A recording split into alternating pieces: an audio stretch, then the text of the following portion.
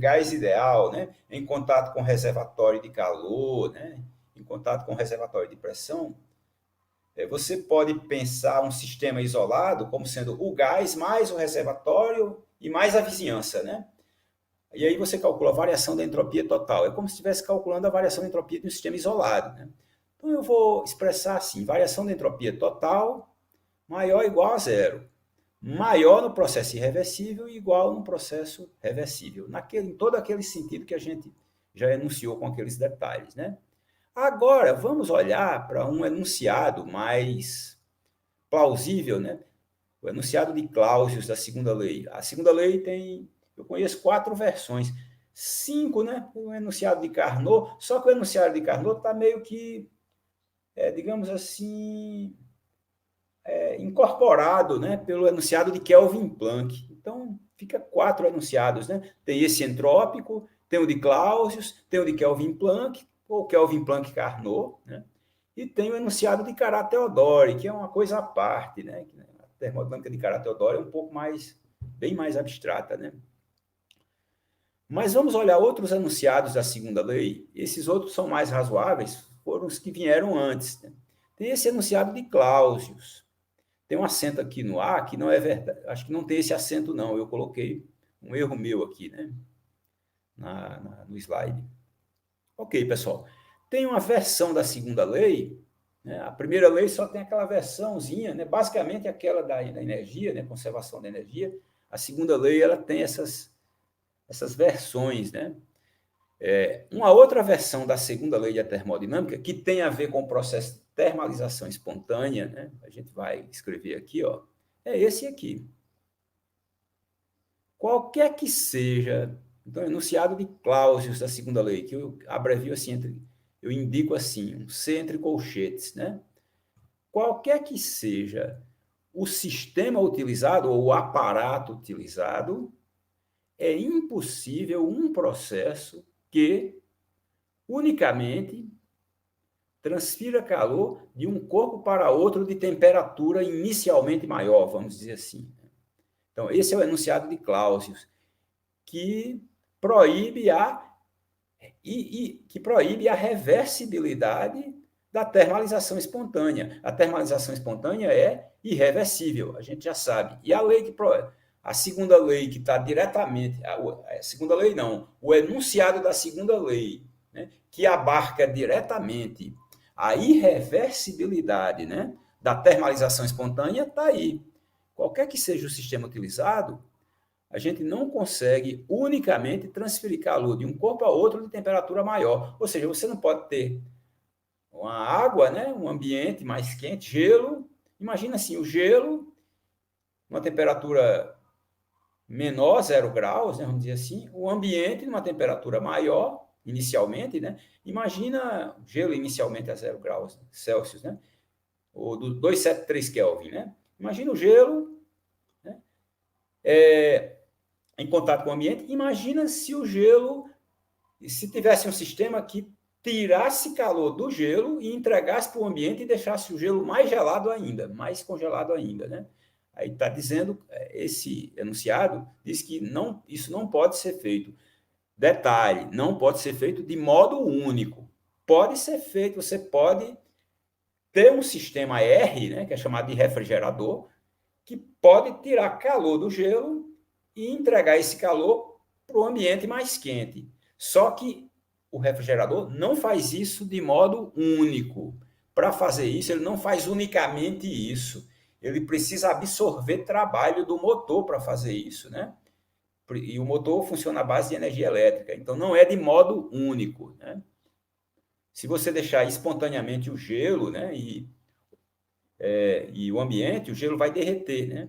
Não, e mesmo que você queira, não, eu vou inventar um refrigerador ideal e fazer com que esse gelo fique mais gelado ainda, retirar calor do gelo e entregar para o ambiente de modo único. Não pode, né? Esse é o enunciado de Clausius, né? O que diz que não pode. O enunciado de Clausius, da segunda lei, diz exatamente isso. Qualquer que seja o teu refrigerador, estou chamando de sistema R, a gente não precisa usar essa palavra, né? Refrigerador, mas corresponde a isso, né? Qualquer que seja o nosso sistema R, é impossível um processo que, de modo único, transfira calor de um ambiente para outro, ou de um corpo para outro, de temperatura maior. Em outras palavras, para a gente visualizar a generalidade, né? Não só no processo de termalização espontânea, mas a gente visualizar a generalidade do enunciado de Clausius, vamos olhar para essa figura, né? Você tem um corpo na temperatura inicial T1, né? Você tem aí um corpo numa temperatura inicial T1, você tem um outro corpo na temperatura inicial T2. Eu vou adotar T1 menor que T2, né? O T2 está mais quente, né? Inicialmente, né? T1 e T2 são temperaturas iniciais, né? T2 é mais quente. O que tem um índice maior, eu admito como mais quente, para facilitar, né? Porque a gente T1, T2, quem é maior? T1 ou T2, né? Então, admito logo que T2 é maior, né? Só para facilitar a visualização, né? Então, você tem T1, tem T2. Suponha o seguinte, suponha que você tem aqui no meio um sistema R, né? Sistema R. E o papel desse sistema R, para a gente visualizar aqui, né?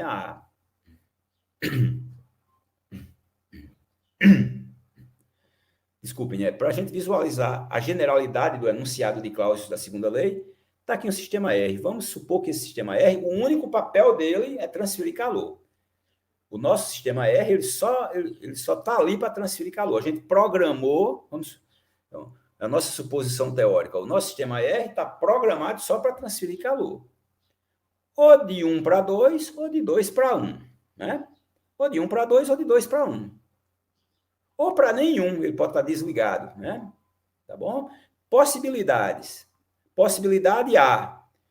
O sistema R deixa o calor passar do mais quente para o mais frio até o equilíbrio térmico.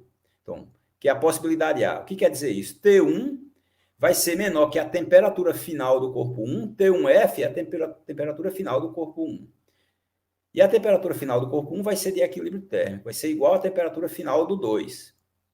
Né? E é intermediária, a temperatura final do 2 é menor do que T2. Né?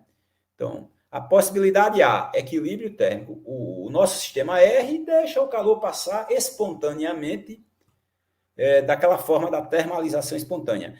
O calor passa de T2 para T1, do mais quente para o mais frio, até o equilíbrio térmico. Então, tem a temperatura inicial T1 do corpo 1, tem a temperatura inicial T2 do corpo 2, e no equilíbrio térmico, o corpo 1 vai atingir T1F e o 2 vai atingir T2F, iguais. T1F, T1 final igual a T2 final. E essa temperatura é intermediária entre T1 e T2. Essa é a possibilidade conhecida, né? Beleza. Possibilidade B. A possibilidade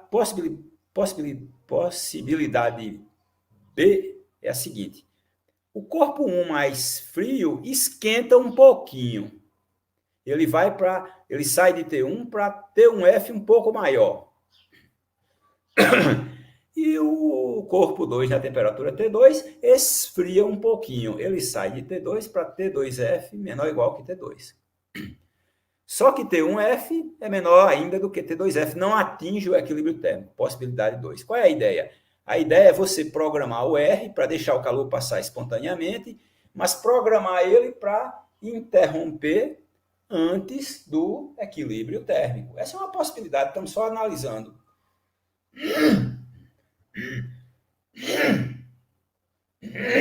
Desculpa, pessoal.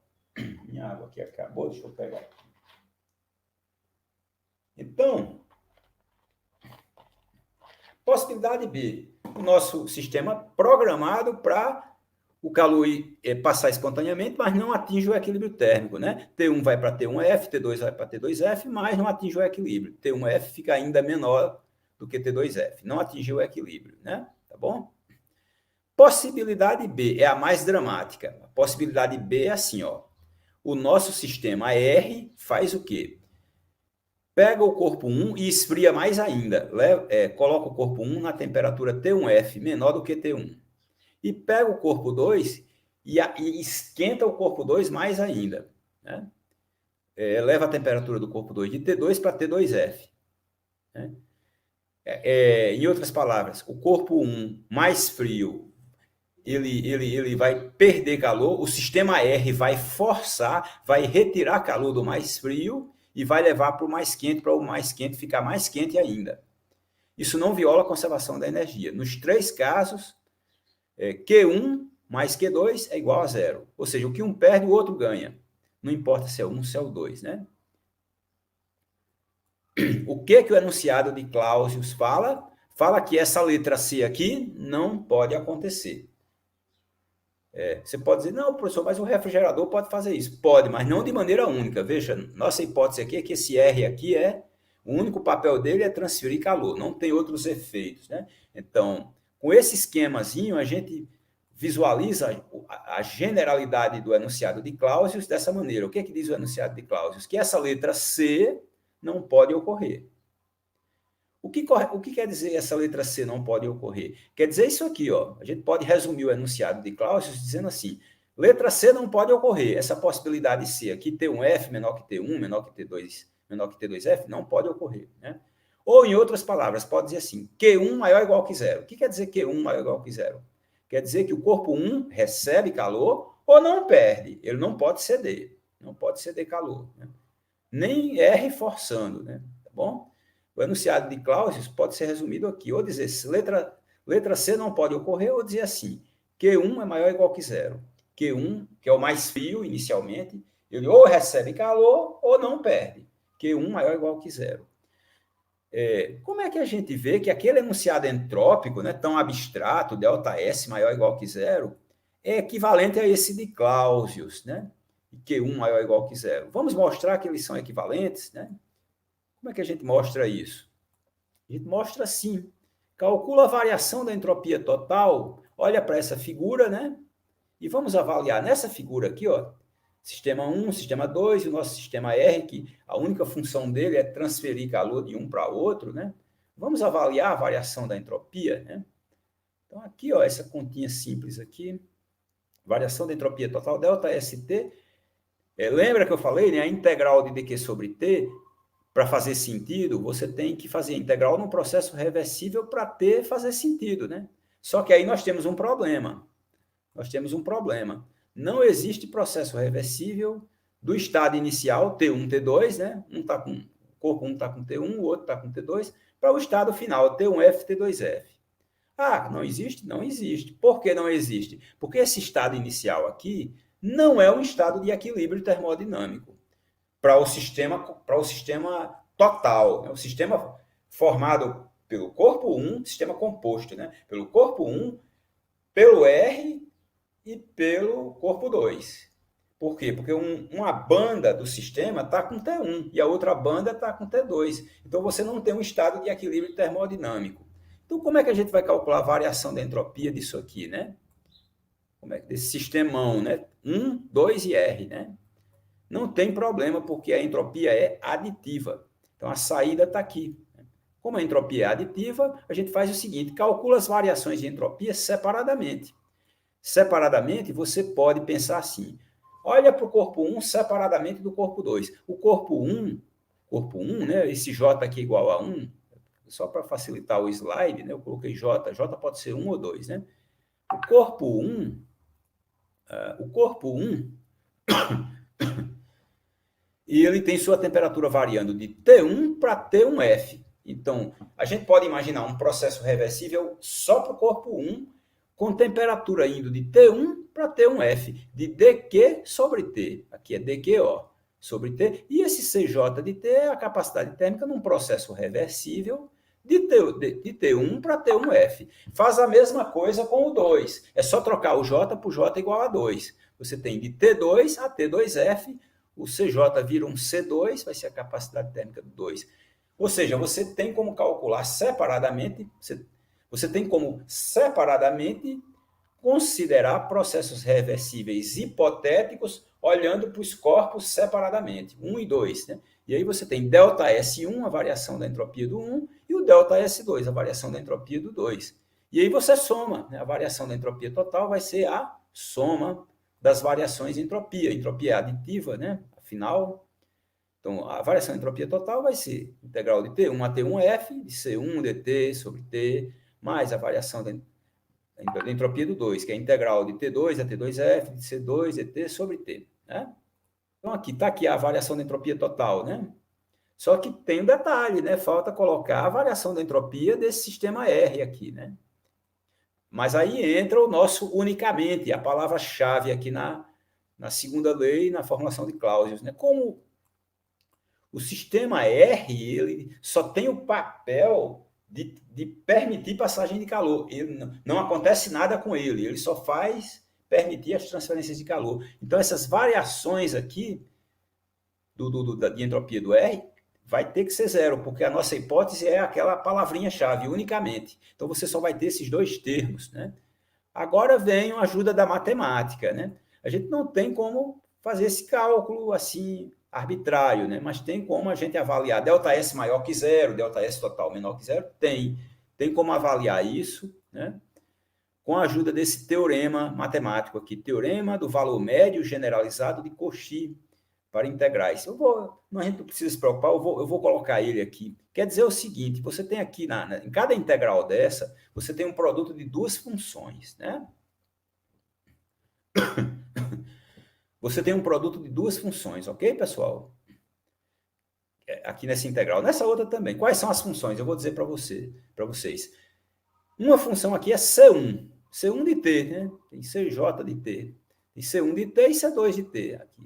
Mas vamos olhar só para uma. A outra integral é do mesmo jeito. Então, aqui você tem C1 de t e tem o produto com outra função. Qual é a outra função? 1 sobre t. Você tem 1 sobre t multiplicado por C1 de t. Você tem um produto de duas funções.